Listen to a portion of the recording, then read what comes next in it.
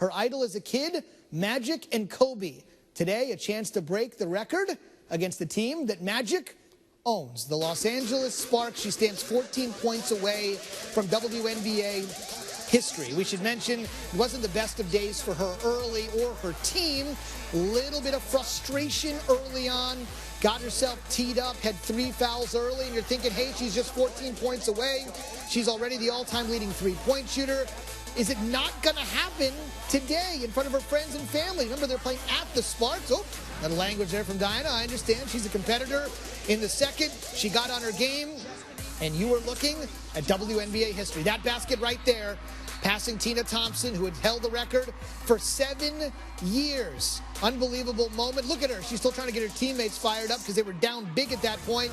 Let's take a moment to accentuate the moment, acknowledge the accomplishment, and then right away, let's save that ball. Kobe in the house with his 2 daughters. I'm guessing Diana's a pretty big inspiration to them.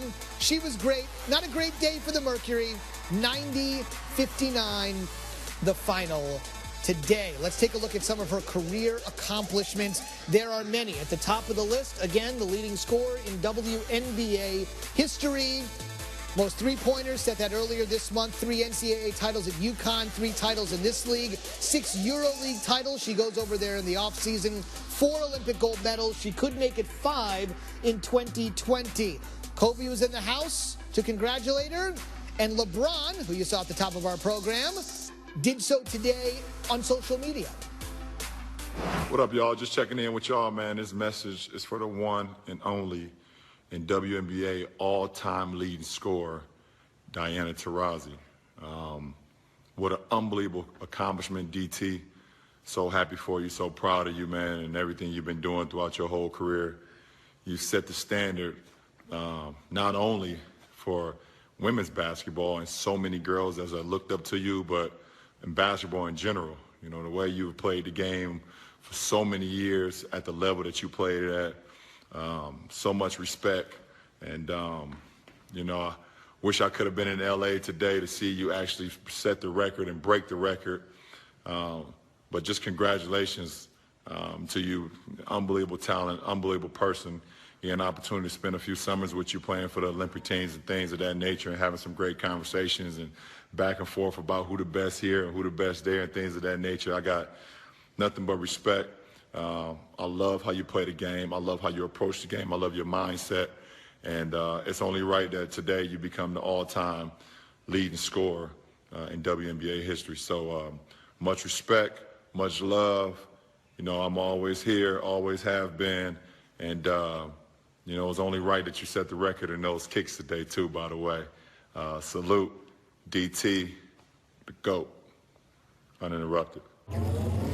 Diana Taurasi joins us on SportsCenter tonight to talk about it. First things first, just kind of take me through it. I know you had some foul difficulty earlier in the game, but as you drove to the basket, you knew it was within your sights. Take me through the clinching hoop. You know, I was just trying to get a basket at that point. I think we were down 20, so, you know, I was just trying to get us back on track, and they blew the whistle, and that was it. So it's a pretty cool, special moment.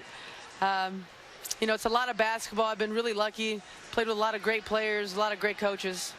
I think a lot of people would say, a lot of great players and great coaches, they had the honor of playing with you. So wouldn't sell yourself short in that regard, too, being one of the greatest the WNBA has seen. Kobe Bryant was in the house today and noticed his daughters were there. LeBron James has shouted you out on social media for this achievement. When you see luminaries like that shout you out for your accomplishments, you think what?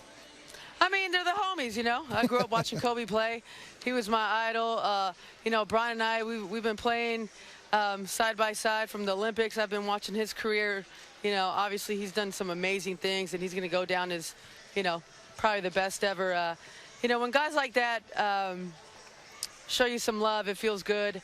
You know, it's the basketball world is a small community, and we all really support each other, and we want each other to do really well. It only seemed apropos you did this in Los Angeles today. You grew up in Chino, outside of suburban Los Angeles there. I wonder what kind of friends and family were there to root you on today. Oh, it was great. My parents were here, my sister, a lot of family, you know, off the 60, the 57, 405, 105, 55.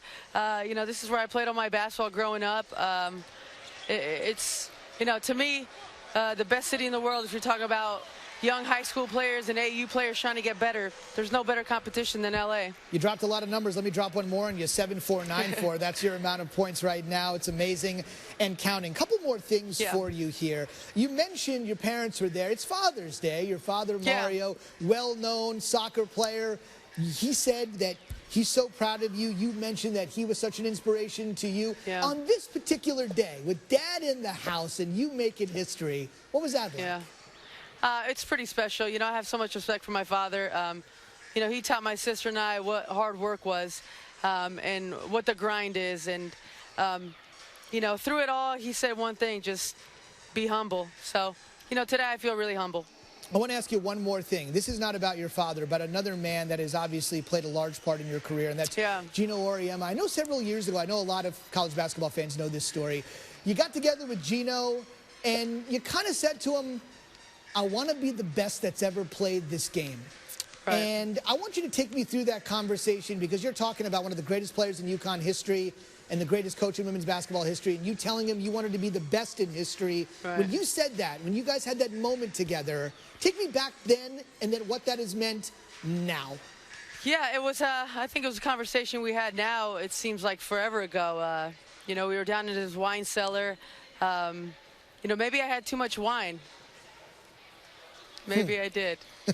But I just told him I was at a point in my career where I wanted to take the next step. And he said, if you want to be the best ever, you have to do certain things. And, you know, I took those things to heart, and I try to do it every single day as hard as possible. And, you know, it's worked out pretty well for me. And, you know, Coach Auriemma obviously has a lot to do with that.